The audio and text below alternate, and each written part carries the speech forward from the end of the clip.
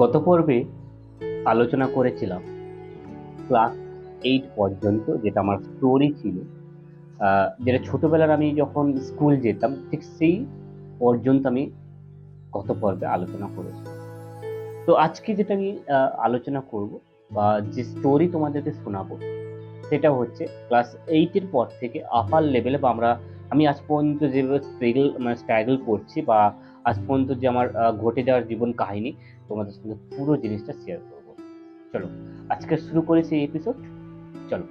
তো ক্লাস যখন 8 এ পড়ি, ক্লাস 8 এর পর থেকে আমার নতুন একটা কাহিনী শুরু হলো, বা যখন আমি ক্লাস 8 থেকে 9 এ উঠলাম, মানে তখন একটু আপার লেভেলে, তখন একটু মনের মধ্যে একটু ভয় জাগলো।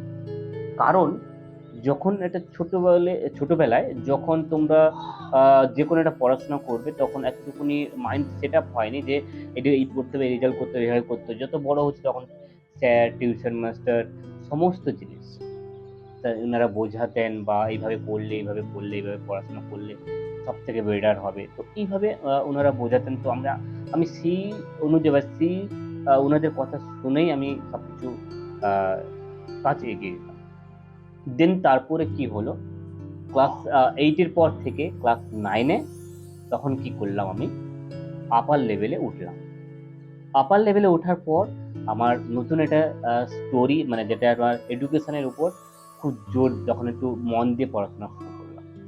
কিন্তু তখন সত্যি কথা বলতে, তখন আমার মাই ছিল তখন আহ, ছোটবেলায় মা কি বল মানে ভোরবেলা তুলে দিতে। এটা কিন্তু পার ডে আমরা টিউশন করতাম, স্কুল যেতাম, পড়াশোনা করতাম। দেন তারপর মা আমাদেরকে ভোরবেলা তুলে দিত, ঠিক ঘড়ির কাঁটায় 5টা বাজার সঙ্গে সঙ্গে আমাদেরকে তুলে দিত। কাকে? আমাকে আর দাদাকে।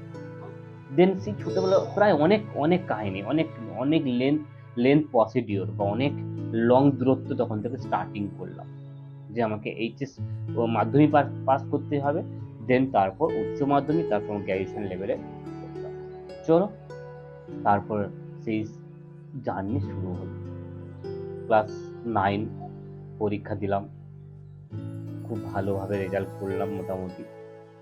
ক্লাস 10 মাধ্যমিক, নিউ 10, মানে যখন আমরা নিউ 10 এ উঠলাম, তখন সত্যি কথা বলতে মনের মধ্যে একটা আলাদা একটা অনুভূতি চলে এসেছিল।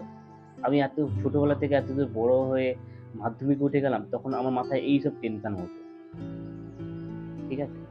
আর সত্যি কথা বলতে, মাধ্যমিক যখন উঠে পড়লাম, তখন আস্তে আস্তে আমার পরিবারের কিছু কিছু মানুষজন, তারা আস্তে আস্তে আসতে থাকলো।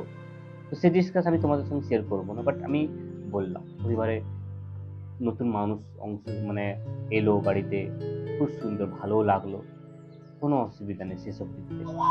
আর তোমাদের একটুখানি শেয়ার করবো, আমি যেটা বলবো সেটা হচ্ছে মাধ্যমিক। মাধ্যমিকটা আমি দিলাম, দেওয়ার পর কোনটা না, টেস্ট পরীক্ষা মোটামুটি ভালো রেজাল্ট করেছিলাম। তখনকার সময় আমার 2008 কথা বলছি, 2008-এর আমার তখন মাধ্যমিক, মানে তখনকার সময়, মানে ইয়ে ছিল, second division, first division, third division, এইভাবে তখনকার ছিল। এখন তখনকার সময় গ্রেডেশন ভাগ আসেনি। বাট তখন আমি কি করলাম, ভালোভাবে রেজাল্ট করেছিলাম। সেই যে বলেছিলাম, মামার ছেলে প্রচন্ড হেল্প করে। তো সেই সত্যি আমি যখন পড়াশোনা করতাম বা কিছু না পারতাম, তখনই ওই আমার ছেলেই আমাকে গাইড গাইড দিত, বা মানে অনেকটা হেল্প করতো। দেন তারপর আমি মাধ্যমিক দিলাম। মাধ্যমিক দেওয়ার পর সত্যি কথা বলতে, আমার মামা দাদু যখন ছিল, বা আমার দিদিমা যখন আমার ছোটবেলা থেকে মানুষ করেছে, তো সেইসব দিনের কথা এখনো মনে পড়ে, বা সেইসব দিনের কথা ভুলতে পারবো না। আমি সেইসব স্টোরি তোমার সঙ্গে শেয়ার করছি। আমি জানি আমি ব্লগিং সঙ্গে সঙ্গে আমার স্টোরি তোমাদের সঙ্গে একটু শেয়ার করছি। দেন তারপর আমি তোমাদের সঙ্গে প্রত্যেকটা স্টোরি আমি তোমাদের সঙ্গে বলবো। আর এটাই যেটা বলবো যে আমার স্টোরির সঙ্গে সঙ্গে তোমাদেরও স্টোরি মেলের সাহায্যে মেল করো। সত্যি অবশ্যই আমি তোমাদের মেলগুলো চেক করব। আর তোমাদের স্টোরি বা কাহিনী, কিছু ঘটে যাওয়া কাহিনী আমি তোমাদের সঙ্গে এই ব্লগিং এর মাধ্যমে পুরো বিস্তারিত তোমাদের সঙ্গে শেয়ার করব। তো চলো, তারপর আমি প্রিপারেশন হলাম ফাইনাল মাধ্যমিক দেওয়ার জন্য।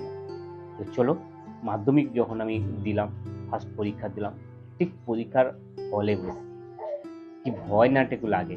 যারা আমার ছোট ছোট শিক্ষার্থীরা রয়েছে বা ছাত্রছাত্রীরা রয়েছে, নিশ্চয়ই তোমরা জানো, যখন তোমরা মাধ্যমিকটা দাও, তখন প্রথম যে পরীক্ষাটা কেমন লাগে সেটা নিশ্চয়ই তোমরা অনুভূতি করতে পেরেছো। চলো, তারপর আমি একটা কথা বলি, মাধ্যমিক দেওয়া হয়ে গেল। তারপর আমি আহ, মাধ্যমিক আমার অলরেডি কমপ্লিট হয়ে যাওয়ার পর 3 মাস ছুটি ছিল। তখনকার সময় 3 মাস মানে 2.5 মাস পুরো কনফার্ম ছুটি। তো 15 দিন বা এরকম করতে করতে অলরেডি রেজাল্ট বেরিয়ে যেত।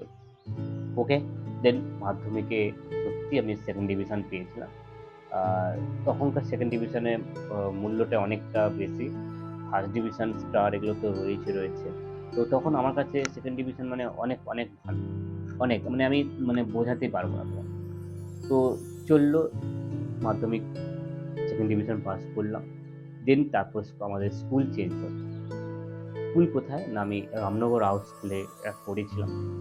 দেন তখন ক্লাস 11 অ্যাডমিশন নিই।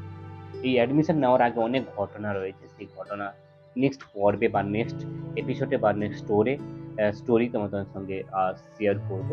চলো, আজকের স্টোরিটা আমরা এখানেই রাখলাম। দেখা হচ্ছে নতুন একটা এপিসোড নিয়ে, নতুন একটা স্টোরি নিয়ে।